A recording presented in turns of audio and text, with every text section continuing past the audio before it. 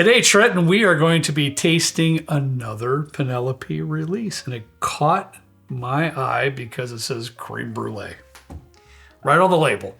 I'm not gonna lie, and this is not gonna surprise anybody. I know nothing about this bottle. It's an Architect, and we did a pick of Architect like 3 years ago. I don't know if you remember that. We did like a half a barrel or a quarter barrel when our Patreon was a little smaller. And that's a question that I had for you. I wasn't going to bring it up right away, but you brought it up, so we might as well. Oh, we're digging right in. Well, let's do it. Because as I was reading the label, and that's all I know, because you brought the bottle down here. Did you get this from Harry? Or? Yeah. Okay, great. On the back, it says a selection breakdown. This is actually straight bourbon whiskey finished with French oak staves at 110 proof. On the back, it has delicate stave, complex stave, or intense stave. And they've got it marked as complex stave. Okay. So my question is, I know the Architect series before were numbering, whatever it was, 1, 2, 3, 4, 1, 2, 3, whatever it was. Yeah, I can't hardly see what it is. No, so I have no idea anymore. Are they getting away from numbering, or are they just going to put, like a flavor type profile that they find in the Architect on the front label, or you don't know? I'm not sure. Because I've seen Penelope do a marshmallow toast, but that wasn't the Architect. I think it was the bourbon or the rye or something like that. Right. And then I saw the creme brulee. So I honestly have no idea. It would make sense to me, because once you start getting above like 10, it's like what is this like? What is the difference between 10 and 11? And I think Barrel suffers from that a little bit because they're on batch 37 now, and I don't know In the video we did, I don't know if like what 36 is versus 37.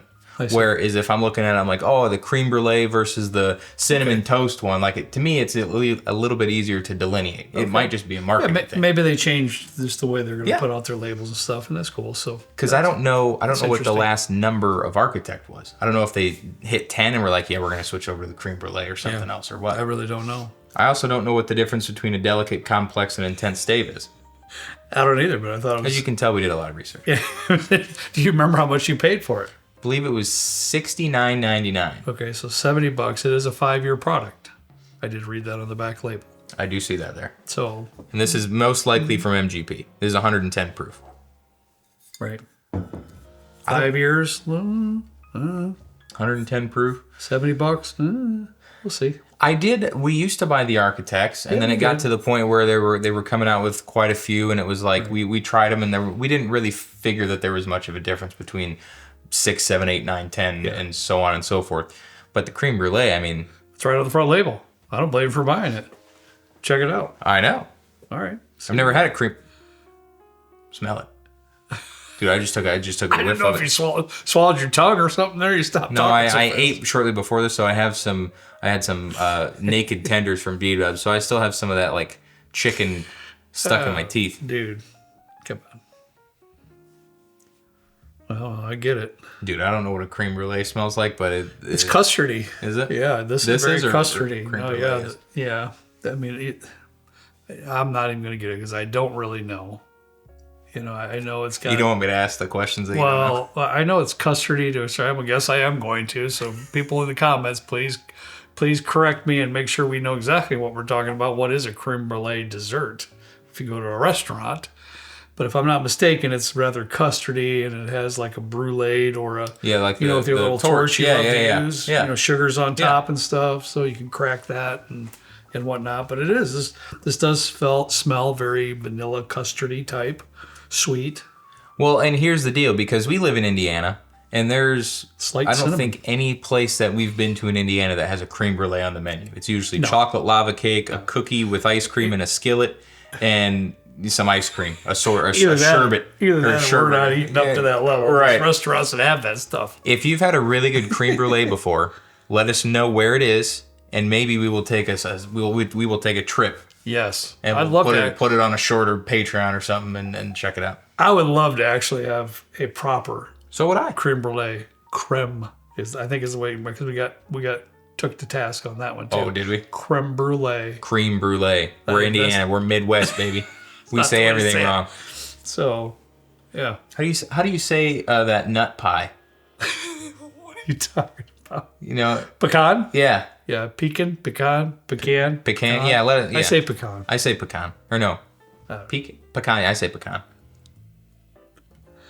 Dude, it smells very vanilla-y, and it smells very good. It smells great.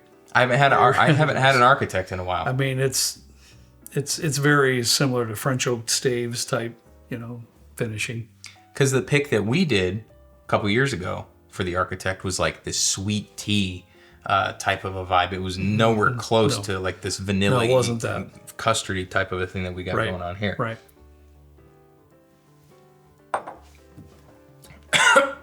I went down the wrong pipe. I got to taste again. Oh, man. Wow, that's really good.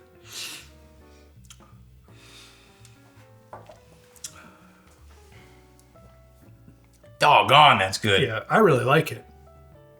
I'll say more here in a few. I think there could be some setbacks here, too. Oh. But I really like it. I'm struggling now because I choked on it.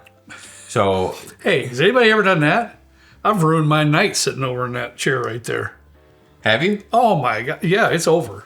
I mean, I get it down the wrong pipe, man, and it's burning everywhere but Sunday, and that's it. I'm done. That's it for the sipping.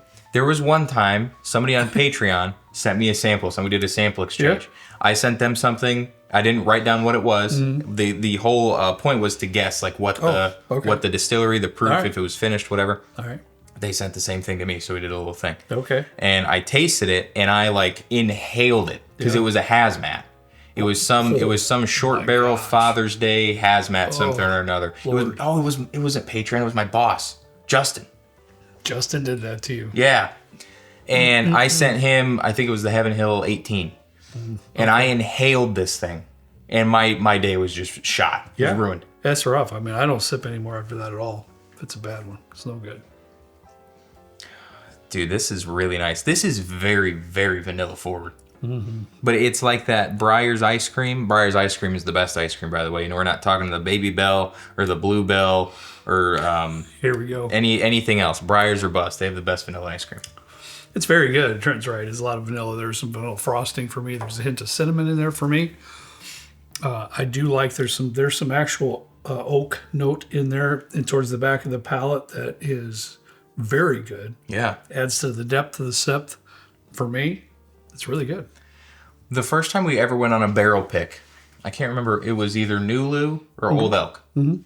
And it was really hot outside. And just like the smell and the atmosphere, because we had never been in a rick house before, or we had never been on that experience before. This is like really reminiscent of how it smelled there when it was like really hot outside. Yeah. And it's beautiful. I love it. No, I do. I think it's great personally. So here's what I was going to bring up. I personally like it a lot. I love it. It's got everything I explained it has. But to me, when you sip it, you know you're sipping a bourbon that's been influenced or finished. Mm-hmm. So I believe the finish on this one rides a little strong. I can agree with that. So those of you out there, and I've talked to you out there that even a little bit leery about finished whiskeys per se, this one, it's definitely a robust finish. It's like if you're around somebody that used too much cologne, where you're like, man, I get it. Like you have a really nice cologne and they just go to town. Like you need like 2 or 3 spritz right on the neck and you're good to go. You don't need to douse yourself in Axe. It's gonna be fine. This is just about there, but I really like it. Yeah, I do too. I do too. How many of y'all out there that don't even wear cologne? Don't need to. You got enough machismo where you don't need to wear machismo. Dude, that sounds gross. Yeah, man. Machismo. You have aura? They no cologne here, do we? You got aura is what you're saying? You know it, bro. Yeah. Okay. No, if you wear deodorant, he doesn't sweat. That's why I'm asking. I only wear deodorant if it's like today. Oh, it's rough, man. It's 93 degrees today. It's especially if I'm working in a day like this, definitely. But most of the time not. Like all winter, no. Really? No. Dude, I'll wake up and my arms just reek. And like I slept. And I shower and then I sleep. Well, like what else is there? And I sleep with a fan on me, so I'm cold. I'm not sweating. Yeah. Yeah, Wow, this really went in a weird direction. Yeah, sorry. Sometimes we just get yapping and have fun. That's it. But anyway, that's my only downfall of this, because I know there should be some. I just want to be honest with you. That's all. I like it a lot. I don't mind that at all. but it is heavy on the finish. That oak stave finish on this one, it's dominant. Very. And if you're not a fan of that, you might not like this bottle. For me, I'm going to see if Harry has a couple more because I love it and I think it's very good. I'm going to try and get that marshmallow toast one. I might have it. I might have the marshmallow toast. I'll have to look. Yeah. Because this one, if they started going this direction with what they're calling their architect builds, yeah, I think because I went in this, I'm like, oh, I'm going to find creme brulee in it. Yeah. It's very vanilla-y. It is, and I'm okay with it. I'm okay rather than numbering it 1, 2, 3, 4. If you get something like this, and I get an idea where you're coming from. Yeah. So when I'm purchasing, I'm in there looking at bottles, and I go this, and well, okay, blah blah blah. I read the back label, blah blah. Well, I like all those kind of flavors. Yeah. I might like that bottle. I get where you're coming from. I like that move. To tell you the truth. I hope they continue it. Yeah. Maybe that's just what they're calling it now. I don't know. I was a little bit leery at first. It's just a 5-year product, but it's strong. That's because $70. You think the 70's fine? That's what I'm saying. I Lord knows I wish it was 50, but I wish it was 60. Yeah, okay. I think it's fair. If you really like the finished products, this is very good. So I think it's fair. Yeah. But for a 5-year bourbon, so you threw some oak staves in it. Whoever did a great job. They were, really did. Really, really good job. Very nice. Yeah. I wish it could be $50, $60. I wish it was 60. You got $10 per year and then the extra 10 for the finish. It just makes sense to me. But I don't know. I would highly recommend it if you're a fan of Penelope or if you like finished stuff, if you like French oak. I would highly recommend this one. I like this bottle more than some of those other architects we have over there. I agree. How about that? I like this more than probably the cigar. I would say the same. Yeah. Maybe even the Havana. I don't know if I'd go that far, but I was more a fan of that than him because it was very sweet. It was very sweet, but I'll step firm. I like this better than the last 2 Penelope releases. This is very good. All right. Hey, I think that's a pretty lengthy review. I think we covered it all. I that and then some, I think. And some other stuff that you know about us now that you didn't know before. You're welcome. All right, guys. Thank God for that. That's all we got for you today. Thank God for that. Yeah. As always, we ask you to please drink responsibly. We'll see you next time right down here with Trent and me in the good old basement bourbon bar. See you later.